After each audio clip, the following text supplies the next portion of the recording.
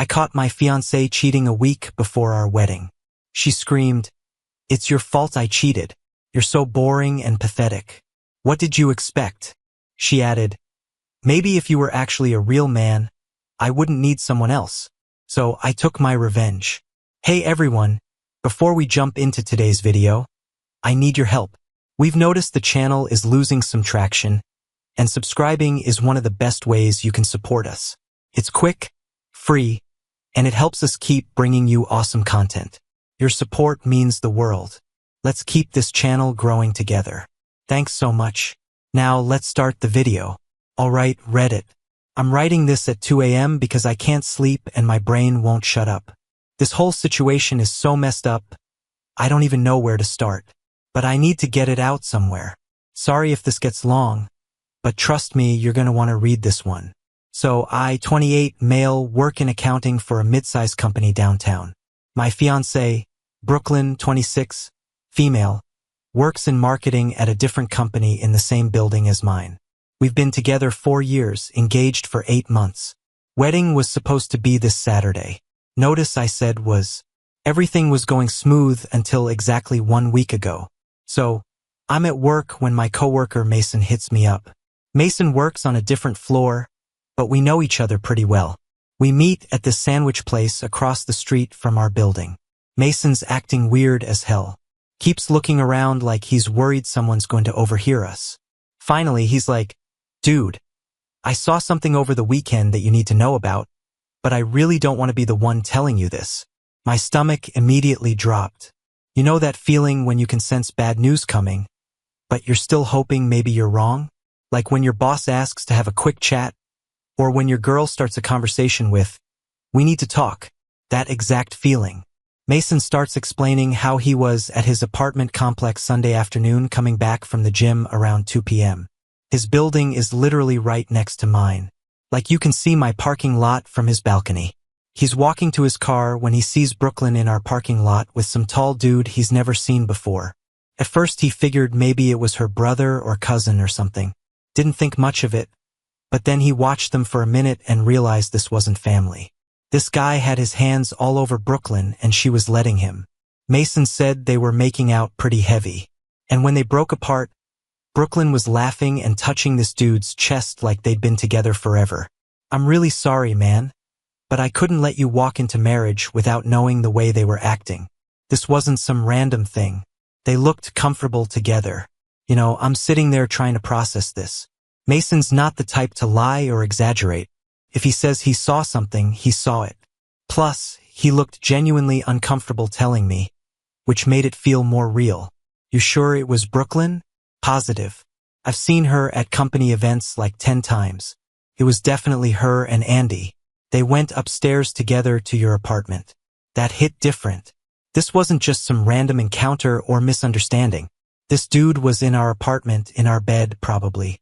I asked Mason if he recognized the guy. "Nobody from our office building. Just some random dude." The whole rest of lunch, I was just nodding and saying, "Yeah," while Mason talked, but my brain was completely fried. I kept thinking about Sunday afternoon, trying to remember what Brooklyn had told me she was doing. She said she was spending the day with her sister Sarah, addressing wedding invitations and doing other wedding prep stuff. Said they were going to make a whole girly day of it with music and snacks. Complete, I went back to work, but couldn't focus on anything. Every time I tried to look at numbers, my brain kept going back to what Mason said.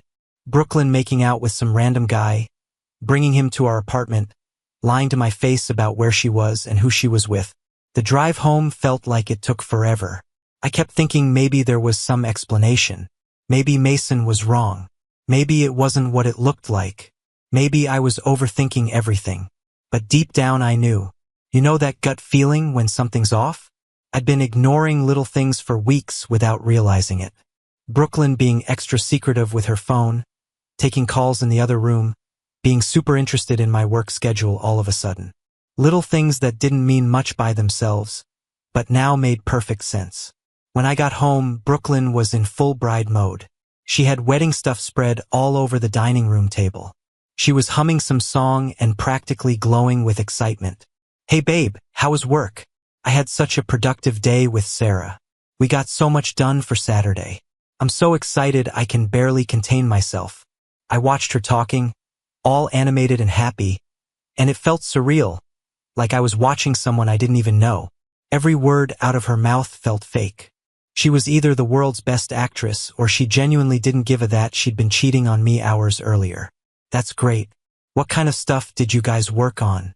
Oh, addressing the last batch of invitations, finalizing the seating arrangement, going over the timeline one more time, girl stuff. Sarah brought wine, so we made a whole afternoon of it. She's so excited to be my maid of honor. Every word was a lie. She wasn't with Sarah. She was with some dude named whatever, doing God knows what in our apartment while I was at work, thinking about how lucky I was to have such an amazing fiancé. That night, I barely slept. Brooklyn was passed out next to me, completely relaxed, probably dreaming about our perfect wedding. I just stared at the ceiling, thinking about how my entire relationship was apparently built on lies. The worst part wasn't even the cheating.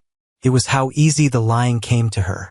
How she could look me in the eye and make up elaborate stories about spending the day with her sister when she'd actually been screwing around with some random guy. I decided right then that I wasn't going to confront her yet. I needed to know more first. How long had this been going on? Who was this guy? Was this a one-time thing? Or had she been playing me for months? But mostly, I wanted to see if she'd confess on her own, give her a chance to come clean, and maybe, just maybe, show some remorse for what she'd done. I spent all day Tuesday at work completely distracted. Couldn't focus on anything. Kept checking the clock every 5 minutes. The plan was simple. Get home. Wait for the right moment. Then just ask her directly about Sunday. Give her every opportunity to tell the truth and see what happened. Part of me was still hoping Mason had been wrong. Or that there was some explanation that made sense. Yeah, that hope died real quick. I got home around 6:30. Brooklyn was in the kitchen making dinner, still in that ridiculously good mood from yesterday. When she saw me, she gave me this big kiss and started going on about how excited she was for our wedding. Only 4 more days, babe. Can you believe it? I was looking at my dress again today, and I literally got emotional. This is going to be the best day of our lives. The best day of our lives. While she was actively cheating on me. The audacity was unreal. After dinner, we were sitting on the couch watching some show she liked. Brooklyn was curled up next to me, acting all lovey-dovey, playing with my hair, and talking about our honeymoon plans. The whole scene felt like some twisted joke. I decided it was time. My heart was pounding, but I had to know the truth. Hey, how was Sunday with Sarah? You guys seem to get a lot done. Brooklyn didn't even look away from the TV. Oh, it was great. So productive. We basically finalized everything for Saturday. Sarah's such a good sister for helping me with all this. Still lying. Even when I was giving her a perfect opportunity to come clean, she doubled down on the story. That's cool. Mason mentioned he saw you around the complex Sunday afternoon. Said you were with someone he didn't recognize. That got her attention. She looked at me with this confused expression that seemed genuine at first. Mason, when did you talk to Mason? And what do you mean he saw me? We had lunch yesterday. He lives in the building next to ours. Said he saw you in our parking lot with some guy around 2 p.m. I watched her face carefully. For about 2 seconds, she looked genuinely confused, like she was trying to figure out what Mason could have seen. Then something shifted. Her expression changed, and I could literally see her brain working, trying to figure out how much Mason had actually witnessed. She claimed it was just someone asking for directions, but the nervous voice, lack of eye contact, and defensive tone said otherwise. When I pushed, she snapped back, accusing me of being paranoid just days before our wedding. She made it seem like I was the one ruining things. Classic deflection. But I kept pressing, and eventually her whole act dropped. Cold and blunt, she admitted she'd been with someone named Troy, some guy she met at a work happy hour. No shame, no hesitation. She'd been cheating for weeks, lied to my face about being with her sister, and when I called her out, she minimized it, said it was just talking, then admitted she'd slept with him multiple times because she wanted one last thrill before settling down. Well, it's your fault I cheated anyway. I couldn't believe what I was hearing. My fault? You've been so boring lately. always talking about the wedding and being responsible and planning for the future. Troy makes me feel alive again. He's exciting and spontaneous and fun. Maybe if you were more like that, I wouldn't have needed to look elsewhere. My fault. I was boring, so she cheated. The logic was so twisted, I didn't even know how to respond. I sat there staring at this woman I thought I knew and realized I had no idea who she actually was. The Brooklyn I thought I was in love with didn't exist. This person sitting next to me was someone who could cheat, lie about it, blame me for it, then act like I should thank her for not leaving me. The whole conversation felt surreal, like I was watching someone else's life fall apart instead of my own. I realized right then that our entire relationship had probably been built on lies. How many other times had she cheated and I just never found out? How many other stories had been complete? The worst part was she genuinely seemed to think she was being reasonable. Like I was the crazy one for being upset about it. So what happens now? I asked. Now we get married Saturday and forget this conversation ever happened. What's done is done, Andy. We can't change the past. We can only move forward. Move forward like nothing had happened. Like she hadn't just destroyed our entire relationship with a few sentences. That's when I realized what I had to do. Brooklyn had made her choice when she decided to cheat. Now I was going to make mine. But first, I was going to make sure everyone knew exactly who they were celebrating on Saturday. So I had two options.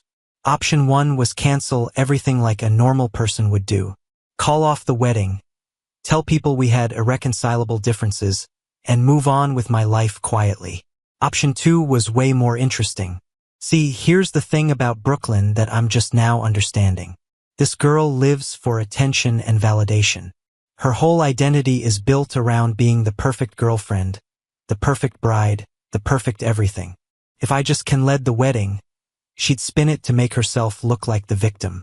She'd tell everyone I got cold feet or that I was controlling or that I couldn't handle her being independent.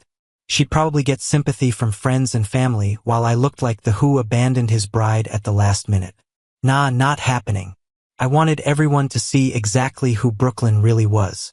Not the fake version she shows the world, but the real person who could cheat on her fiancé and then blame him for it. The person who thinks cheating is practice and that I should be grateful she chose me. Wednesday morning, I called in sick to work. Told my boss I had food poisoning and needed to recover before the wedding. Brooklyn left for work around 8 a.m. in this amazing mood. She was humming and talking about how she couldn't wait for Friday's rehearsal dinner. Said she was going to wear this blue dress that made her eyes pop and that everyone was going to love the venue we picked. I'm so excited, babe. Tomorrow night is going to be perfect. All our favorite people in one room celebrating us. I can't wait to see everyone's faces when we walk in together. Oh, people were definitely going to have faces. All right, just not the kind she was expecting. After she left, I got to work. First thing I did was go through her phone more thoroughly. Brooklyn's one of those people who never deletes anything. So, there were weeks worth of messages between her and Troy. The stuff I found was so much worse than what she'd admitted to. They had been hooking up since 3 weeks after that work happy hour.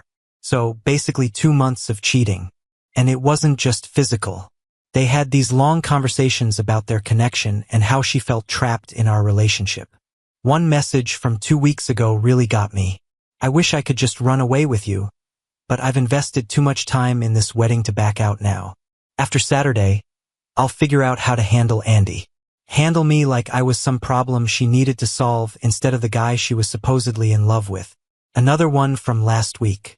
Andy's being so sweet about the wedding planning. He has no idea I'm only going through with this because it's easier than explaining to everyone why I'm calling it off. Poor guy actually thinks I want to marry him. Poor guy. She was talking about me like I was some pathetic loser who didn't deserve honesty. But the worst one was from Monday morning right after Mason had seen them together. Had to do some damage control with Andy last night. Told him we were just giving directions. LOL. He's so gullible. He believed every word. This is going to be easier than I thought. Reading that made my blood boil. Not just because she was laughing about lying to me, but because she thought I was stupid enough to believe her story. She had no idea I'd recorded our entire Tuesday conversation. I spent the rest of Wednesday screenshotting everything. Conversations with Troy, lies about where she was going, complaints about our relationship, even messages to her friends about how she was only marrying me because it was convenient and Troy was just for fun. Thursday, I started building the slideshow. This was going to be my masterpiece. Brooklyn came home Thursday evening in an even better mood than usual. She'd gotten her nails done and kept holding them up for me to see, talking about how perfect they looked with her dress. She was practically glowing with excitement, like nothing in the world could touch her. We spent Thursday night going over final details. She had this whole timeline printed out, color-coded, organized down to the second. What time everyone was supposed to arrive, when dinner would be served, when speeches would happen. She'd planned every minute of the evening like it was a military operation. How many people confirmed for tomorrow again? I asked. 43. My parents, your parents, both sets of grandparents, my college friends, your college friends, some work people, everyone who matters to us will be there. Everyone who matters. Including all the people who thought Brooklyn was this sweet, innocent girl who'd never hurt a fly. They were about to find out who she really was. Friday morning, Brooklyn was like a kid on Christmas. She kept checking her phone, adjusting the timeline, smoothing invisible wrinkles out of her dress bag, making sure everything was perfect for the evening. She'd taken the day off work to get ready and handle last-minute details. I went to work, but I couldn't concentrate on anything. I kept thinking about the slideshow and what people's reactions were going to be when they saw it. Part of me felt nervous. This was going to be brutal, and once it started, there'd be no taking it back. But then I'd remember Brooklyn laughing about how gullible I was.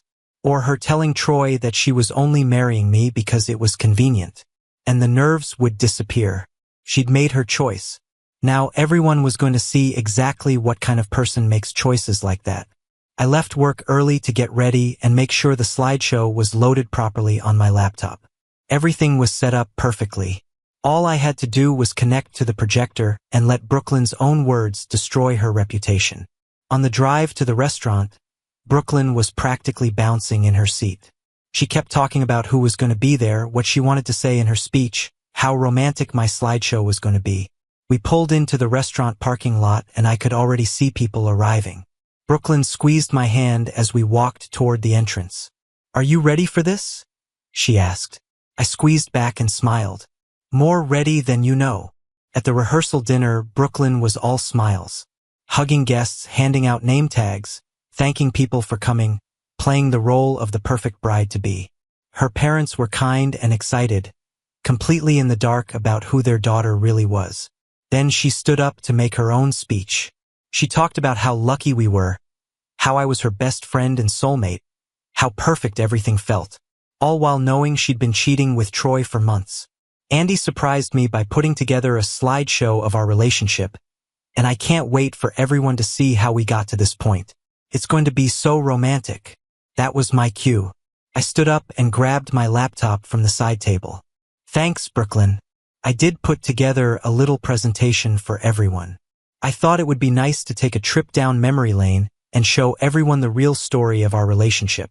I connected my laptop to the projector, and the screen lit up at the front of the room. Chairs turned. Conversations faded. The room went quiet with anticipation. So here we go. The real story of Brooklyn and Andy. The slideshow started exactly like I'd planned. The first slide was a photo of us from our very first date at that Italian restaurant downtown. People made those soft awe sounds that always come with cute couple pictures. For about 3 minutes, everything went perfectly. Smiles, laughter, happy comments. Brooklyn squeezing my hand, beaming with pride. This was exactly the romantic slideshow she'd been expecting. Then slide 15 came up. A screenshot of text messages. Brooklyn's name at the top. Messages to someone named Troy with yesterday's date. "Can't wait for tonight. Andy thinks I'm getting my nails done. After tomorrow, I won't have to pretend anymore. One more day of acting like the perfect bride." The room went quiet so fast it felt like the air had been sucked out.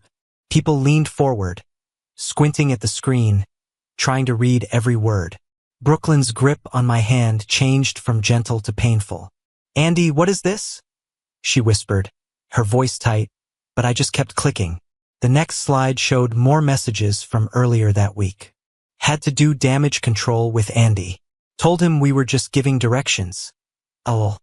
A few confused murmurs rippled through the room.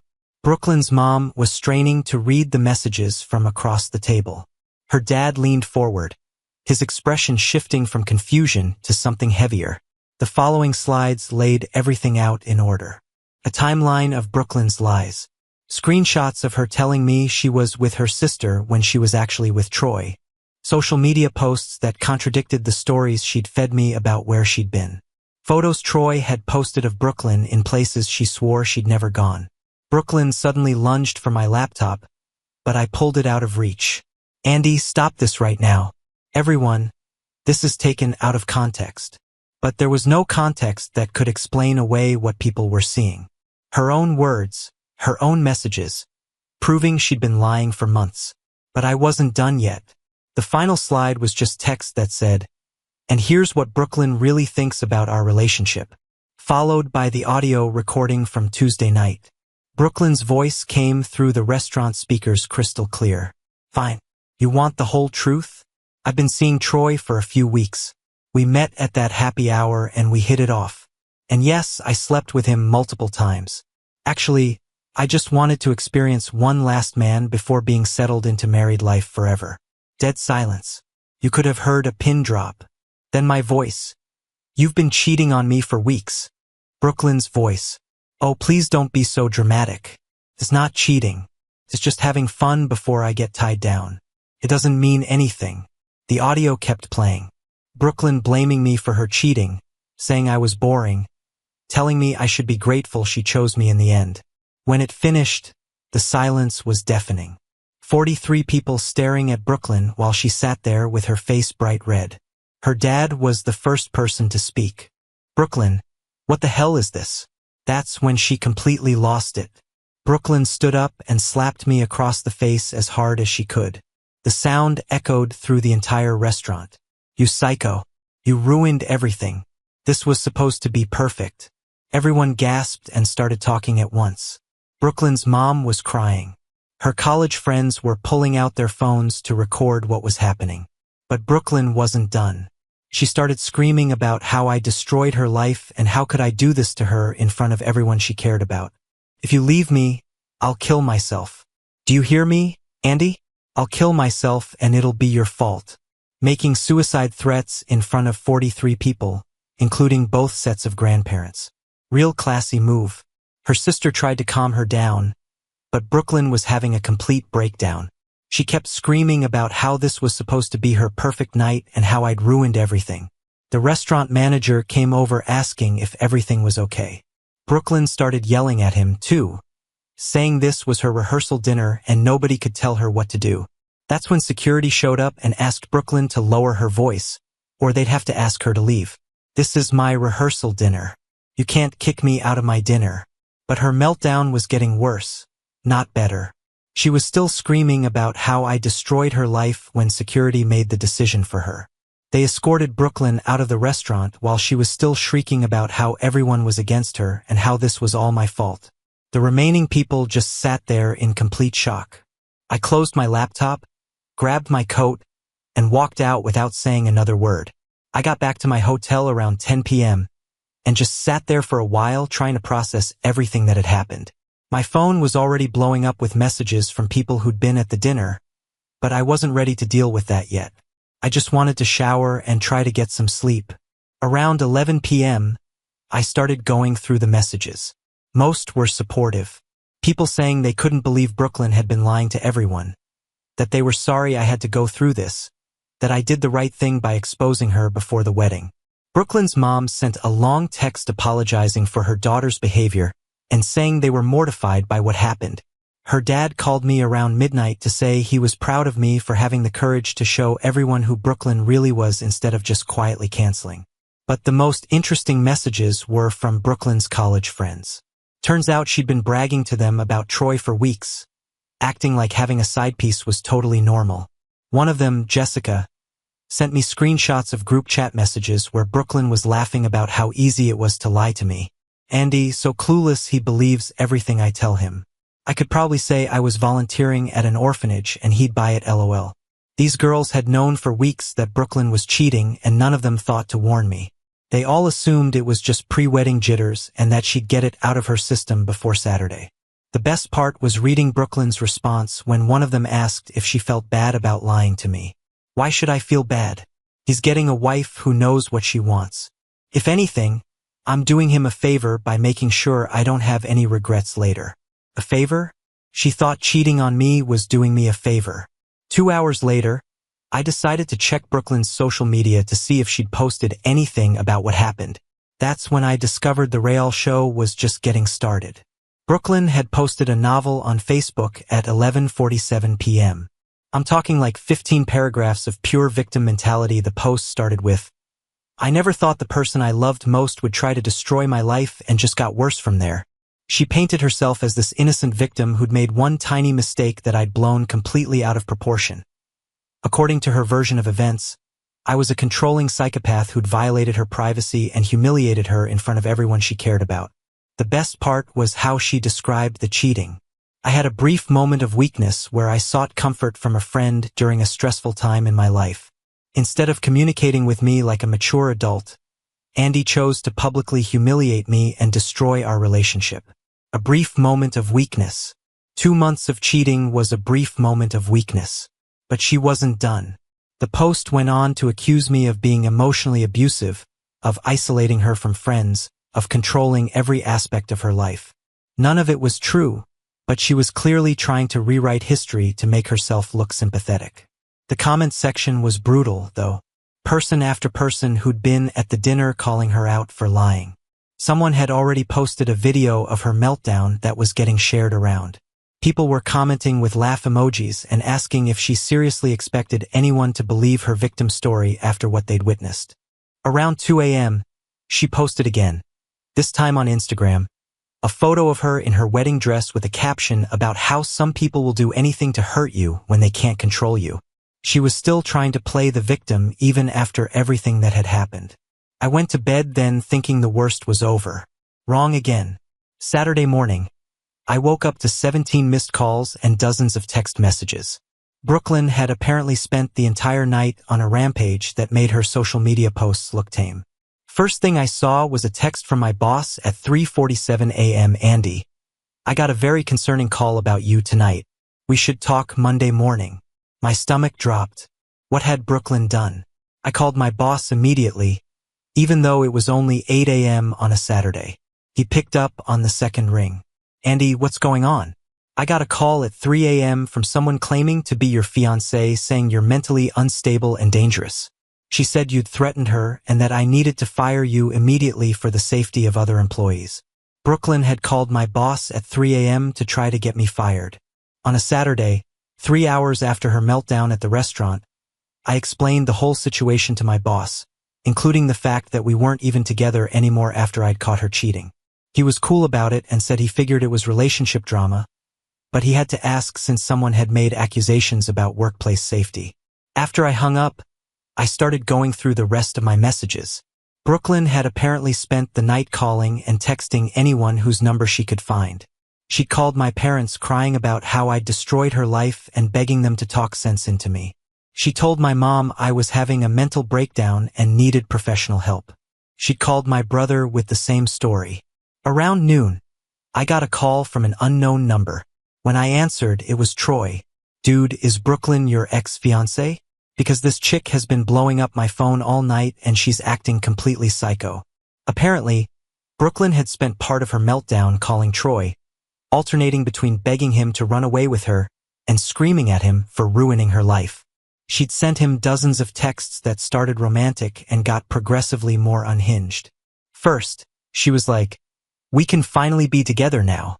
And then, when I didn't respond, she started calling me every name in the book. She sent me like 50 texts calling me a coward and saying I used her. Dude, I barely even know this girl. Troy told me he'd only hooked up with Brooklyn a few times and had no interest in anything serious.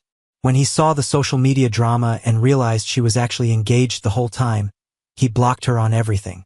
I thought she was single man. She never mentioned a fiancé. This whole situation is way too crazy for me. So, Not only had Brooklyn destroyed our relationship and humiliated herself in front of everyone we knew, she'd also gotten rejected by the guy she threw it all away for. By Sunday afternoon, the fallout was getting worse. More people from the dinner were posting about what they'd witnessed.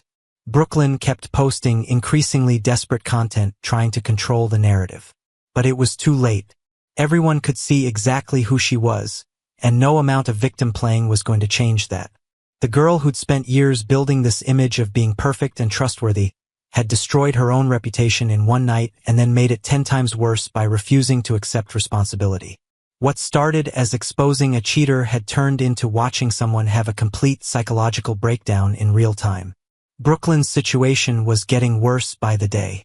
Her company had caught wind of the social media meltdown and called her in for a meeting about maintaining professional standards. Apparently, posting dozens of unhinged rants while tagging people from work wasn't a good look.